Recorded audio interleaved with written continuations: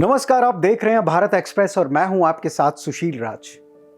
हमारा देश भारत विश्व की सबसे पुरानी सभ्यताओं में से एक है और बहुत से रहस्यों से भरा पड़ा है। ऐसे ही कुछ सुलझे अनसुलझे रहस्यों और इतिहास के कुछ रोचक किस्सों को लेकर हमने एक नए कार्यक्रम की शुरुआत की है जिसका नाम है कभी सोचा है।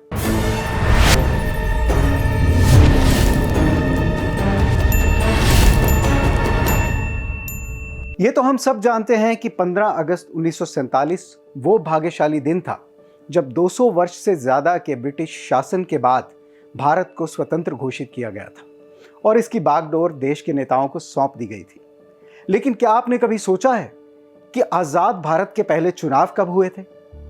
कभी सोचा है कुल 2,24,000 मतदान केंद्र, लोहे की 20 लाख मतदान पेटियां, 56,000 प्रिजाइडिंग ऑफिसर, 2,24,000 पुलिस कर्मियों की तैनाती। हमारा देश भारत आजाद तो 15 अगस्त 1947 को हो गया था, लेकिन पहले चुनाव 1951 में हो पाए।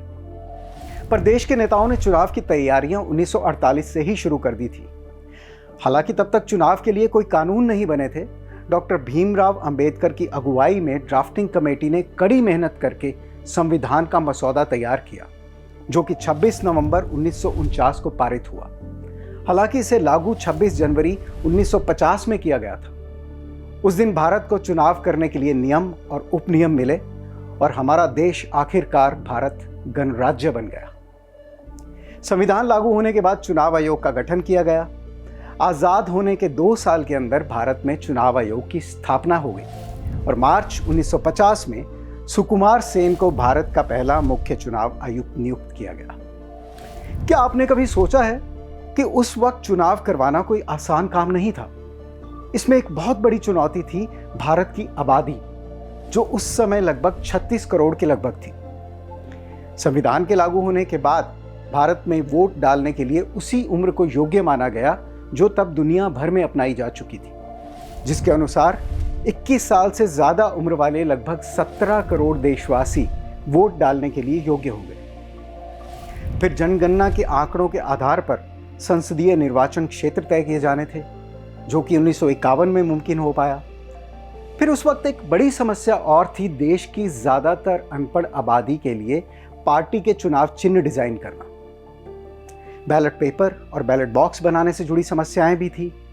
मतदान केंद्र भी बनाए जाने थे और साथ में मतदान अधिकारियों को नियुक्त करके उन्हें ट्रेनिंग देना भी जरूरी था। इन चुनौतियों के बीच एक और बड़ी मुश्किल सामने आई। भारत के कई राज्यों में खाने की कमी हो गई, जिसकी वजह से प्रशासन को तुरंत राहत कार्यों में जुटना पड़ा। भारत लोकतंत्र की जिस नई सुबह का 3 साल से इंतजार कर रहा था, आखिर उसकी शुरुआत होने जा रही थी।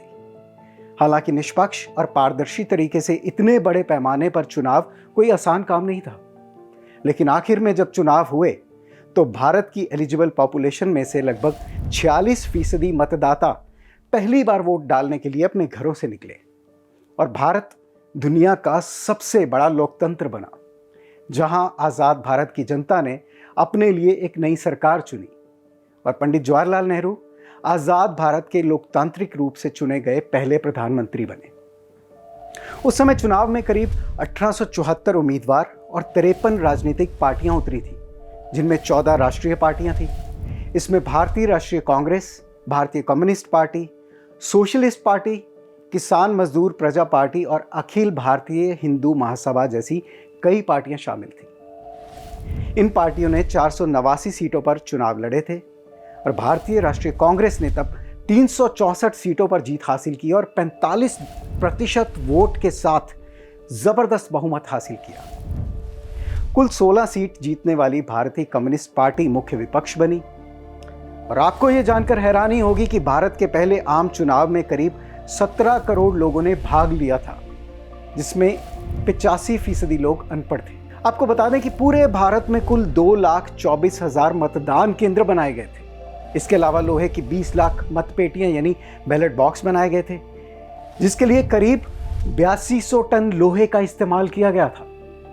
कुल 16,500 लोगों को मतदाता सूची बनाने के लिए 6 महीने के कॉन्ट्रैक्ट पर रखा गया था। चुनाव करवाने के लिए करीब 56,000 लोगों को प्रिजाइडिंग ऑफिसर के तौर पर चुना गया था और उनकी मदद के लिए 2,28,000 सहायक और 2,24,000 पुलिस कर्मियों को तैनात किया गया था।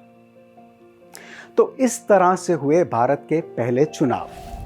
तो चलिए आज के इस एपिसोड में फिलहाल इतना ही।